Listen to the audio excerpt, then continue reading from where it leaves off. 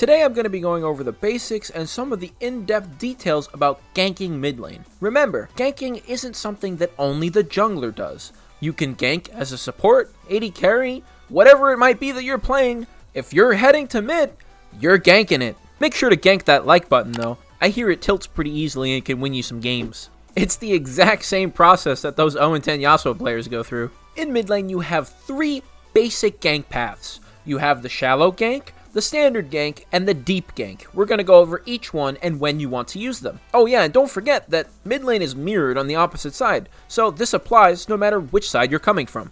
Let's talk about the shallow gank path first.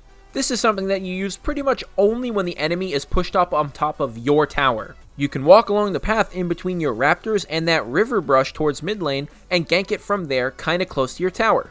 When doing this, you generally want to hug the wall that's closest to the bush as best as you possibly can.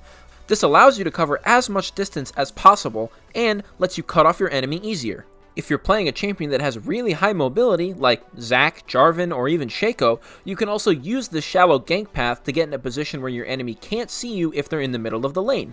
Then, you use your high mobility over the wall and surprise them. You can also wait here if the wave is in a good spot and surprise your enemy when they're pushing in, or if your mid laner can bait them into a trade where they overextend. Because the shallow gank path is, well, shallow, it's kind of limited in what it can do, but it's still a very useful thing to keep in mind. It's also one of the easier ganks to spot out with wards, as mid laners can just throw something up over the wall and immediately spot you out the entire time that you're there. Moving on, we're going to be covering the standard gank path, and this is what comes straight through the river and those mid brushes. Before attempting to walk in for these ganks, you want to make sure that the pixel bush and that mid lane brush is not warded, either by using control wards or a sweeper that you purchased. A control ward in the pixel brush is actually really powerful, and will spot anybody trying to cross over towards the dragon from the upper and mid sides of the map. One neat trick that you can do though is on the top side of the map regarding a pixel brush ward. If you're playing on red side and you know that your opponents put a ward there, you can actually avoid it by hugging that wall on your side of the map as much as you possibly can. If you walk around it super tight, no ward can spot you from that brush and you can surprise your enemy mid laner with that gank. Again, this only works on the top side, or if your enemy is really bad and places a super shallow ward. Once you're confident that you're not getting spotted out and the enemy knows that your gank is coming, the standard gank path is standard because it's pretty flexible. You can do pretty much everything that you could with the shallow gank path and some more. The only difference is that it takes more time and usually runs the risk of getting spotted out. You can gank enemies close to your tower, surprise them with mobility, or even potentially gank enemies that are close to their tower. It all depends on what champion you're playing and how much range and stealth you have. Don't forget to consider the CC that your mid laner has and the mobility that the enemy mid laner has. That'll obviously play a factor. Now that we've talked about the shallow and standard ganks, you can do a kind of hybrid of the two. If you know that somebody has a ward in the pixel brush, but you're pretty confident that they don't have one in the river brush, you can use some mobility that you have to cross from the shallow to the standard gank. You can use a Jarvan EQ to go over the wall, wait until it comes off cooldown, and then gank. Your enemy won't be able to know that you're there unless they have that exact bush warded, or the shallow part warded. The last gank we're going to cover is the deep gank. This goes all the way around to the enemy side of the map and ganks them on the opposite side of the wall. This is something that I don't see very many people do, and you absolutely should. It's an extremely powerful gank. If they are extended anywhere past that second wall towards their side that hovers the river, then they're going to be overextended to the point where they can't even see you coming. This lets you land abilities from Fog of War or just put them in a position where you block them from their tower. The hard part is that it's the easiest to spot out. You have to travel the farthest, and if you're doing it from the raptor side and your enemy is there, they might actually spot you, and then you might get turned on 2v1. It's kind of risky, and it's easy to spot out with a ward or two. But if they don't, then it is extremely effective. A lot of the times when you go for this gank, you should try and drop a ward near the raptor so that you can spot your enemy if they're nearby. That way, you know exactly what's coming from that side of the map. If you aren't on the raptor side, it's actually not that risky.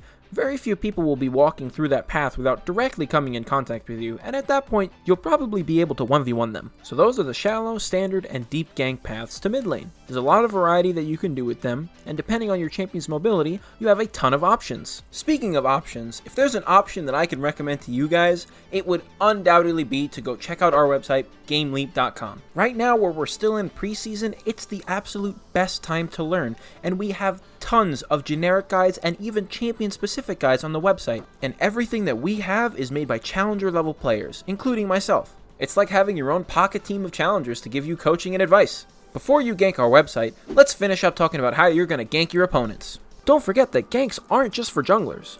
All of these things apply to everybody else as well. If you're a top laner coming back from a recall and you think that you can gank mid lane and kill them because your lane's in a bad spot and you have no reason to be there, well, go for it. At that point in time, it might be the right play to make. Even if you are in lane, you can roam away from it if it ends up being in a really bad spot for you, or say you're a support and your AD carry left and you have nothing left to do. Go drop some wards on your way to go gank mid. Especially if you're a top laner coming down, if your enemies don't have that tri-bush warded, you can easily surprise the enemy mid laner with that deep gank path. Now that we've got all these details about the normal gank paths out of the way, let's talk about the cheesier and less used stuff. As any jungler who has CC by level 2, such as Xin Zhao or Jarvan, you can just take one buff, usually a red buff, and immediately run it down to mid lane. Trust me, these ganks work all the time, even at a challenger level. Usually, you don't want to try super hard to seal the deal and go for that deep gank path, because most of the time if they have flash, it's going to be too slow and they're going to end up getting out anyways. However, going for that standard gank, you can usually end up flanking somebody and killing them, or at the very least, blowing their flash for sure. Another cheese gank is that if you have multiple mobility spells, like say somebody like Lee Sin, or you're not afraid to burn your flash, you can go to the enemy raptors and flash or dash over that wall. You'll be immediately behind them and surprise them for sure. They might not even notice you're there until they're already almost dead. Usually you do this when you know that they have the areas around their lanes warded. You might have to take a little bit of a longer path, either using your mobility to cross over a dragon or baron wall, or maybe even running all the way down towards bot side, but it probably will work if you can get there. Also, if they're super pushed up on your tower, you can even do something like this from your raptors. Another kind of cheesy trick is that if you know the enemy doesn't have a ward, you can try and wait around for a little bit to see if they'll go and place one, and then immediately engage on them when they go to place the ward. They have to get close enough for almost every champion who can jungle to engage on them, so it's kind of rough if you do that to them. Be careful not to waste too much time though. If you overcommit to the cheese and get nothing out of it, you might be setting yourself pretty far behind. Now that we have all the gank pathing and options out of the way, let's take a look at another important skill for executing ganks: patience. There's a few examples that we can use here. Let's say you're playing Xin Zhao jungle, or maybe Jax top. Champions that have a mobility spell, like Jax's Q or Xin Zhao's E. Tell me right now, when do you use those movement abilities? If the answer is right away, that's actually the wrong one. That is your absolute last resort. What you want to do is to close the distance with your enemy first. Then, when they're close, use your ability that scares them into flashing, whether it be your Q on Xin Zhao or your E on Jax. Then, when they react to that, you follow them with your movement ability. That way, they'll be wasting their flash, or in some cases, if they do have mobility, whatever that may be, and then you could follow up with your flash if you need to. This obviously combines really well with the deep gank path and even a well-executed standard gank path. It becomes more difficult the less control that you have over where you're going in the jungle. If you're forced to shallow gank over and over again, chances are you're only going to be able to do EQE as Jax, or you have to E on top of them as Xin Zhao to be able to start hitting them. That's what you want to try and avoid. You want to path around to take advantage of your ability to wait and force out their cooldowns. Once their cooldowns are down though, the ability for you to have that patience is no longer necessary. You can begin to force things that normally wouldn't work by using your summoner spell advantage. Or even just by them not having their flash alone, your E into your Q as Xin Zhao would be enough. Then you can save your flash for more defensive applications, or maybe using it to gank some other lane that's normally very difficult to gank.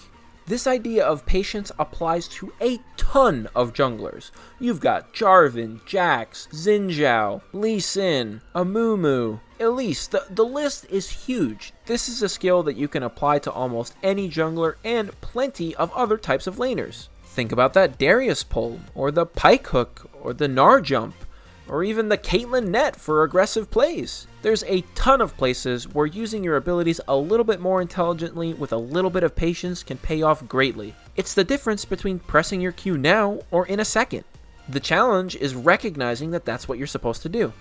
I cannot stress this enough though. No matter what happens, don't let your patience take over your mind. Do not be prepared to wait for a gank for like a full minute and a half. That is wasting so much time. You're losing out on camps, you could potentially get a dragon snuck or a rift herald snuck while you're waiting. It's just not a good idea. The enemy jungler could even invade and get wards in your jungle, and then what are you going to do when the entire enemy team knows where you are for the next 4 minutes? And remember, this might sound like I'm talking straight to junglers, but think about what happens when you as a top laner leave your lane for more than a minute. You've lost all control in the lane, you're probably losing tower plates, and if you're not, you're probably losing the rift herald. Same thing for bot lane. You need to be maximizing your resources, but when you don't have that opportunity, don't be afraid to gank another lane. And finally, before we go, let's talk about teleport. You could do some pretty sneaky stuff with teleport. If your top laner, or potentially even your AD carry has teleport, and you as a mid laner put that ward up towards the enemy raptors, they could teleport there and feasibly do a deep gank. Obviously, this is kinda risky, and you probably shouldn't try to do it very often. If you are, you might want to try doing it with the duo. If you can coordinate it even just a little bit better, it'll make a big difference. If you guys feel like what I've covered in this video isn't quite enough for you, then you should go check out our website, GameLeap.com. I guarantee you'll be able to find tons of content on there that can help you up your game. I'm currently working on guides that are only going to be posted there, and we have plenty of content from other challenger level players already in place. We have more general purpose skills like this video, and we even have champion specific guides there for you. We're always working on adding more and better content every day, so make sure that you go check it out.